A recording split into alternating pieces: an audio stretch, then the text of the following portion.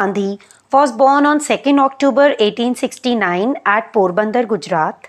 He received his early education in India and students later he went to England to study law. Thereafter, he went to South Africa to practice law. Students in South Africa, Gandhiji fought against the oppression of the white rulers against the Indians living there. During this struggle, he evolved the concept of satyagraha or non-violent struggle against oppression. It was based on purely on truth or satya and non-violence, or we can say ahimsa.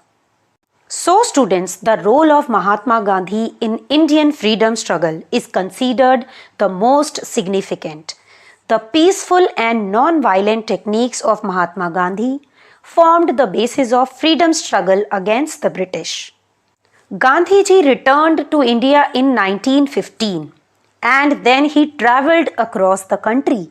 Finally, he reached the conclusion that a truly national struggle had to go beyond the achievement of independence. It also had to reform society.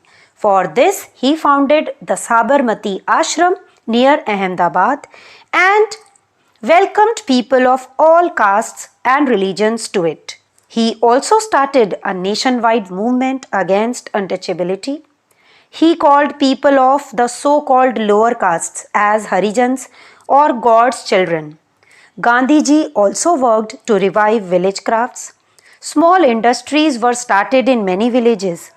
Students, he also tried to make charkha and khadi popular and as a symbol of self-reliance. Students, Gandhiji and his methods were so simple and effective that everyone could follow them. Now let's have a look to these methods in the early campaigns of Gandhiji. These campaigns were historic and significant. The focus was to weaken the British government through non-cooperation. Now let's have a look to the first movement. First movement was at Champaran in Bihar in 1917. Here, peasants on the indigo plantations were forced to sell indigo at prices fixed by the European planters. These prices were very low, so Gandhiji protested against this and forced the government to increase the prices. And students, in 1918, Gandhiji led the workers of the textile mills in Ahmedabad against the mill owners. Ultimately, the mill owners had to raise the wages of the workers. In the same year, 1918, one satyagraha was organized in Kheda in Gujarat. In this, government was forced to suspend tax collection because the crops had failed that year. And students, Gandhiji won in all these three campaigns. By 1919, Gandhiji had become the most popular leader in India. After this, numerous mass movements were started under his leadership. These movements initiated activities such as peaceful demonstrations, boycott of courts and educational institutions, peaceful defiance of law, non-payment of taxes, and picketing of shops selling foreign goods. After watching the popularity of Gandhiji, students, the Britishers came up with many reforms. Now understand Montago Cansford reforms or the Government of India Act of 1919. As per this, the Central Legislative Council was made bicameral, means it would consist of two houses, the Imperial Legislative Assembly and the Council of States. Under this act, the system of diarchy or dual government was also introduced. Under this, the state subjects were divided into reserved and transferred category. Important subjects, for example finance and police, were kept in the reserved list. Education, health, which the British considered less important, were the responsibility of ministers who were responsible to the legislature. So, the real power was in the hands of British. This act disappointed the Indians. Protests broke out all over the country. In March, government passed another act, Rawlet Act. So in March, government passed Rowlet Act 1919.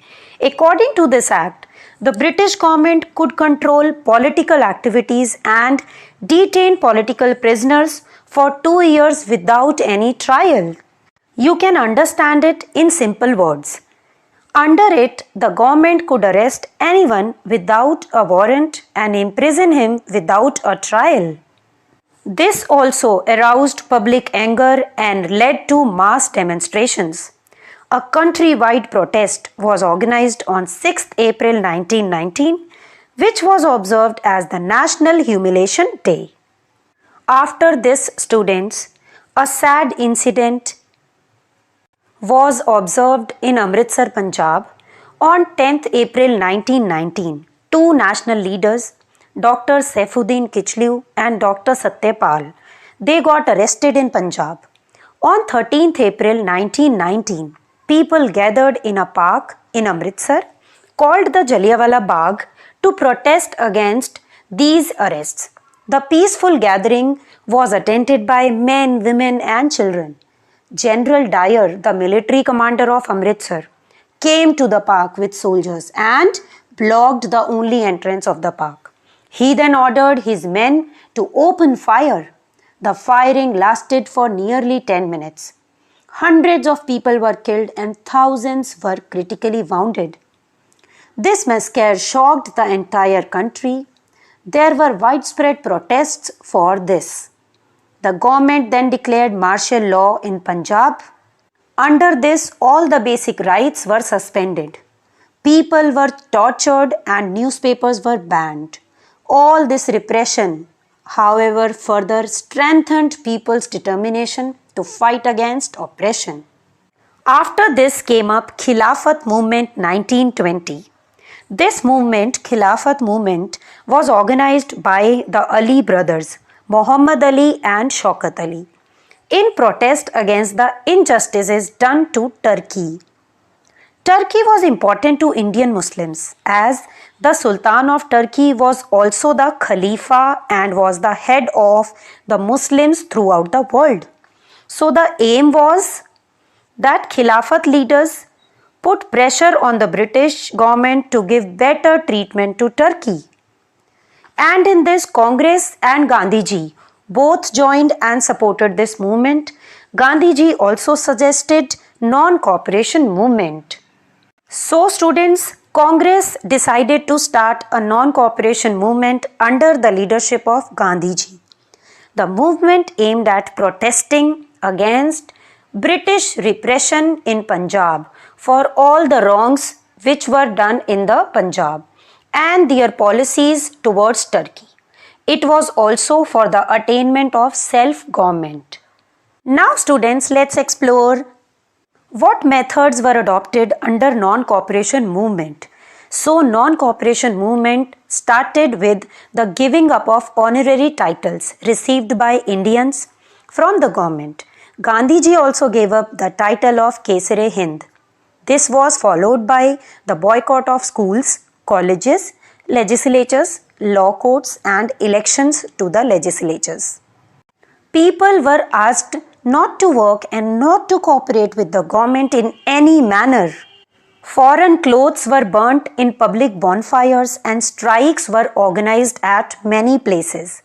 Along with this non-cooperation movement, some constructive programs were also launched, like popularization of charkha and khadi, promotion of Hindu-Muslim unity, abolition of untouchability and spread of education.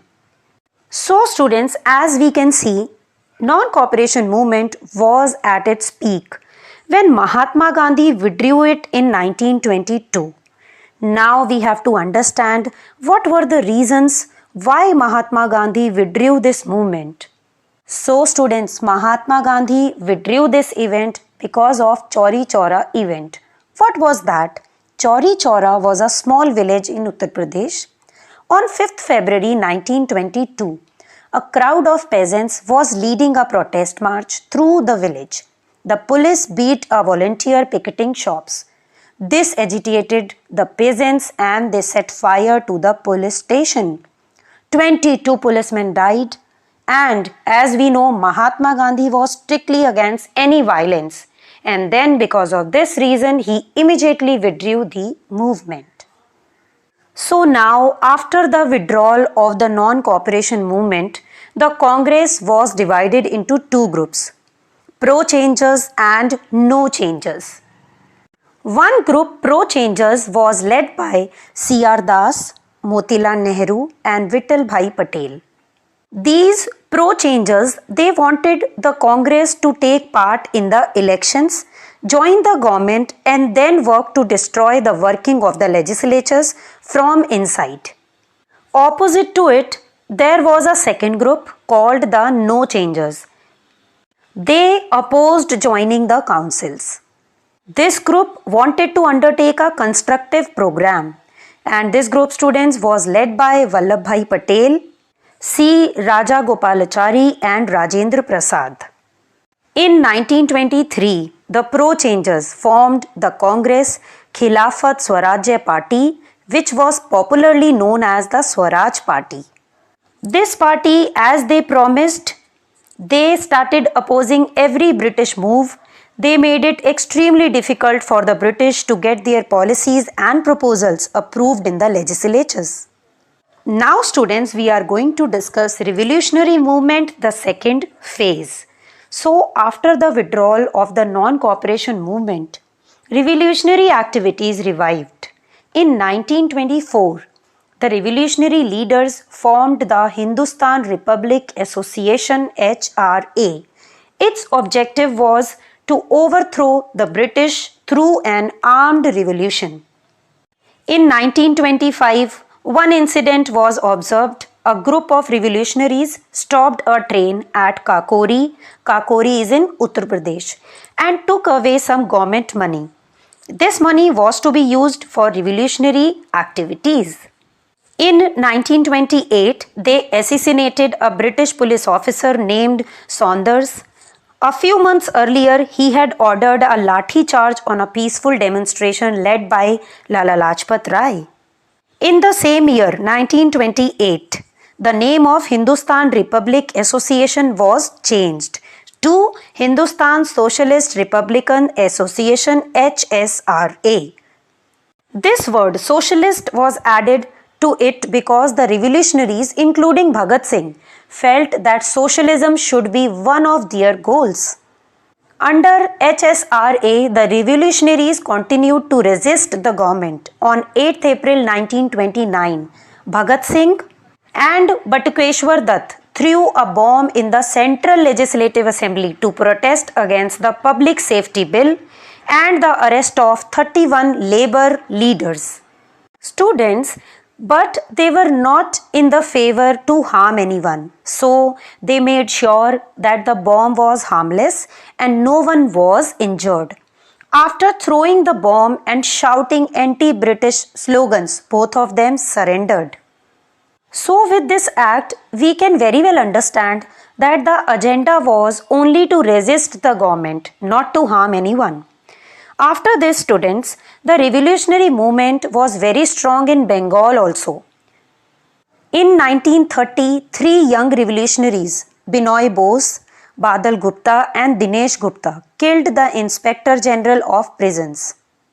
Among all revolutionaries of Bengal, the most famous was Surya Sen.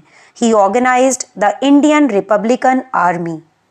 Now, at the end, understand the role of women in freedom struggle. Women also took an active part in the revolutionary movement. They acted as messengers, gave shelter to the revolutionaries and sometimes even attacked British officers. Students, the revolutionary movement lost momentum after the British came down heavily on revolutionaries. Bhagat Singh, Rajguru and Sukhdev, all three were hanged on 23rd March 1931. Chandrasekhar Azad also died fighting the British at Allahabad. However, they became heroes of that period. By their spirit of self-sacrifice, they inspired many people to join the national movement. Students, you may have seen the popular slogan, Simon Go Back. This strikes us when we think about Simon Commission. So let's explore with me the story behind the Simon Commission. Why did Indians oppose it? What were the reasons? So let's begin. The British government constituted the Simon Commission in 1927 under Sir John Simon. The commission had 7 members of the British Parliament. The aim of the commission is to look into the functioning of the constitutional system in India and suggest necessary changes. The British government also wanted to assess the effectiveness of the Government of India Act 1919. Students, do you know why British government wanted to discuss the constitutional reforms? They wanted to discuss the constitutional reforms to show Indians that British were sincere in the efforts of providing power and authority to Indians. But by this time, Indians had already seen enough of cruelties of British rule in India. Indians were really disappointed with this commission. As now students, pay attention, understand the reasons why Indians were disappointed with this Simon Commission.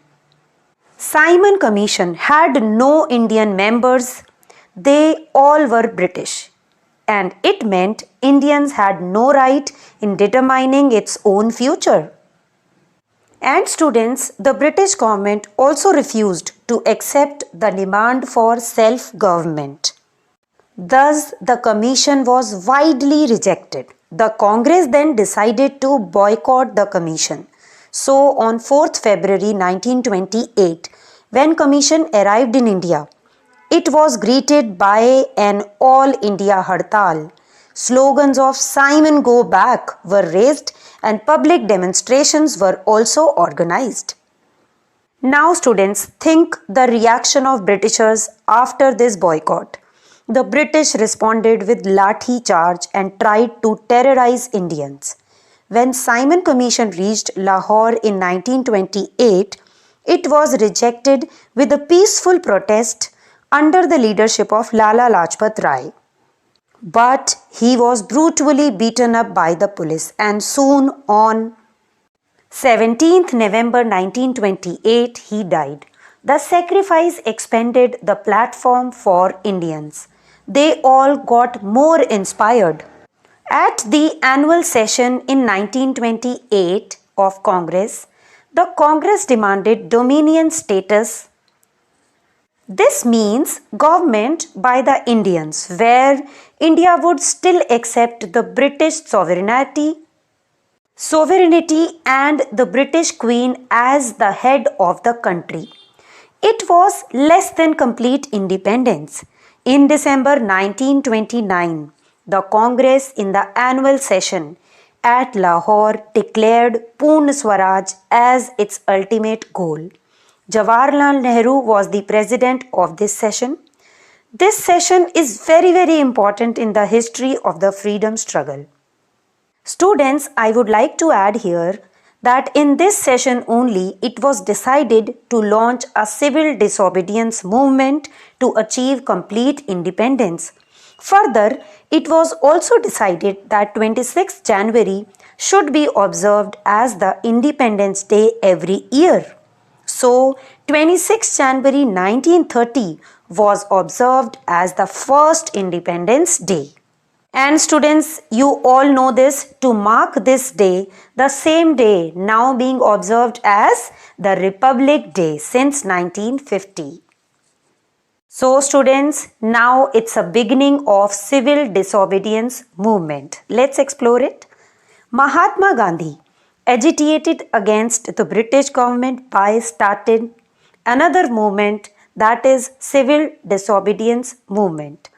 Civil disobedience means to violate unjust and oppressive law formed by the British government politely. Mahatma Gandhi accelerated civil disobedience movement in 1930 with the Dandi March. The government had a monopoly on the manufacture and sale of salt. Gandhiji started his journey with selected followers on 12th March 1930. Mahatma Gandhi and his followers started the journey from Sabarmati to Dandi and crossed 385 kilometers in 25 days by walking. He violated the law by preparing salt from the seashore of Dandi, and then the movement of civil disobedience started all over India. Students, after this, salt soon became the symbol of people's opposition to the government. Lakhs of people, which included a large number of women, participated in the countrywide protests. Students, I would like to add here that there was large-scale boycott of schools, colleges and offices. Foreign goods were also burnt in the bonfire. People stopped paying taxes to the government. As a reaction from the Britishers, they faced the lathis and bullets of the police with supreme courage. Students, do you know this movement was totally non-violent movement? As we can see, under the leadership of Mahatma Gandhi, the civil disobedience movement spread across the country. He inspired people to fight for Swaraj. The British got worried by the growing popularity of the civil disobedience movement. So after this, chain of discussions and conference started.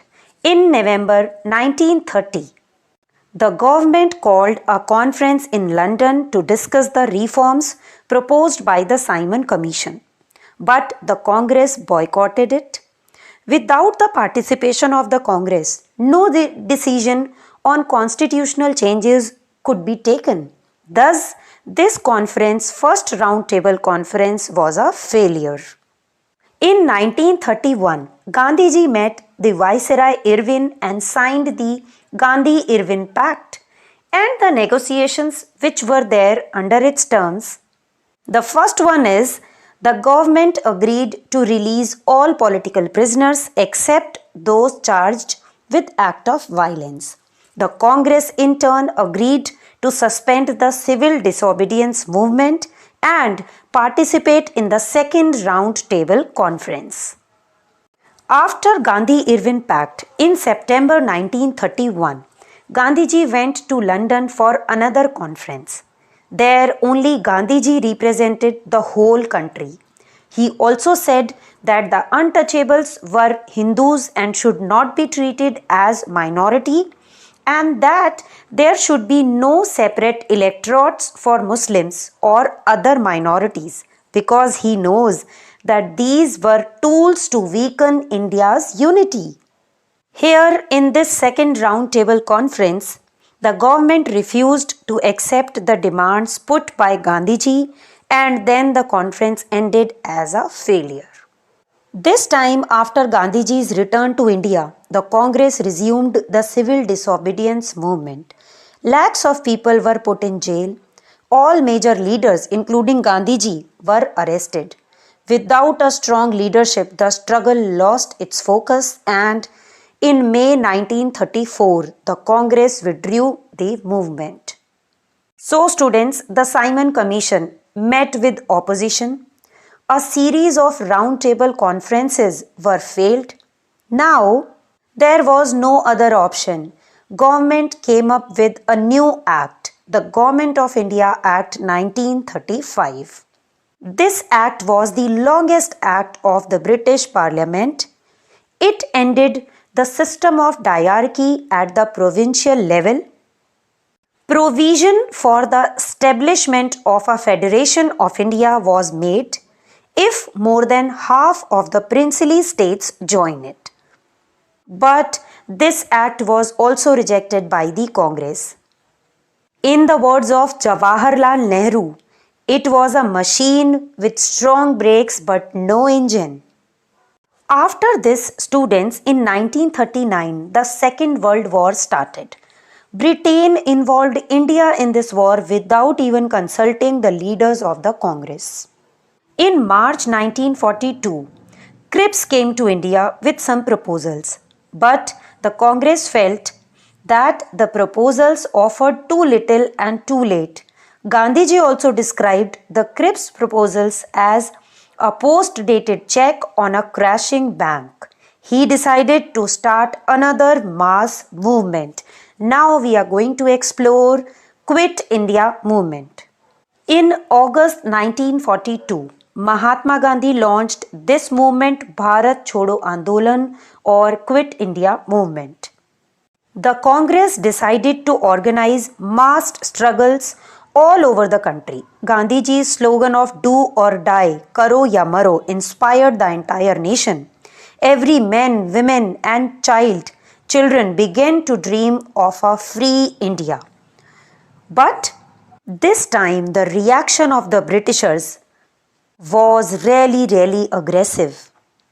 The Congress was banned and most of its leaders were arrested before they could start mobilizing the people.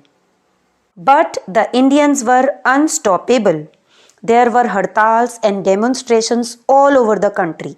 The people attacked all symbols of British government such as railway stations, law courts and police stations. Railway lines were damaged and telegraph lines were cut. The British in return responded with terrible brutality. Protesters were arrested and tortured. By December 1942, students, over 60,000 people had been jailed. Students, the British could not stop us. The national movement grew stronger after the formation of the Indian National Army INA, which was popularly known as the Azad Hind Fauj. Students, I would like to tell here, Indian Independence League, an association formed by Raj Bihari Bose, played a very important role in its formation. General Mohan Singh was the leader of this army. In 1943, the leadership of the Azad Hind Fauj came in the hands of Subhash Chandra Bose. On 21st October 1943, he declared the formation of Provincial Government of Independent India in Singapore. He went to the Andamans and hosted the Indian flag there. In 1944, the Azad Hind Fauj attempted to enter India through the northeastern route. His slogans of Delhi Chalo and Jai Hind won many supporters to his cause. Women also joined his army in large numbers. A separate women's regiment called the Rani Jhansi Regiment was also formed. It was led by Captain Lakshmi Swaminathan.